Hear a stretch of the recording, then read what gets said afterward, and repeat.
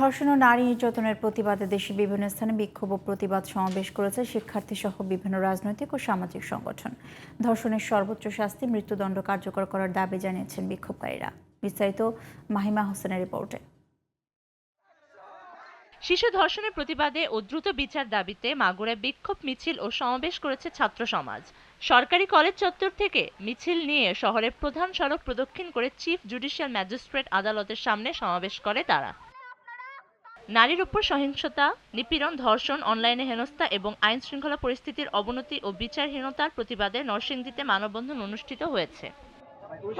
ধর্ষণের শাস্তি, মৃত্যুদণ্ড ও মামলা দ্রুত নিষ্পত্তির দাবিতে ফরিদপুরে মানববন্ধন করেছে স্থানীয়রা। এদিকে ধর্ষকের দৃষ্টান্তমূলক শাস্তির দাবিতে নোয়াখালীতে বিক্ষোভ মিছিল ও সমাবেশ করেছে শিক্ষার্থীরা।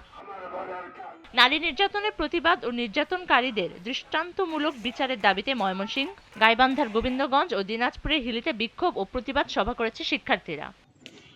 ব্যর্থতার অভিযোগ এনে স্বরাষ্ট্র উপদেষ্টা জাহাঙ্গীর আলমের অপসারণ ও দ্রুত বিচার ট্রাইব্যুনালে ধর্ষণ মামলার বিচারের দাবিতে ঠাকুরগাঁও এবং গাইবান্ধায় বিক্ষোভ মিছিল করেছে স্থানীয়রা।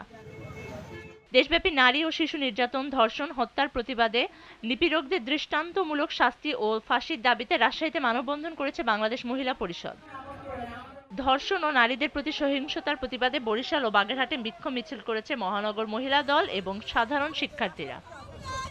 Mahima Hossain, GTV news.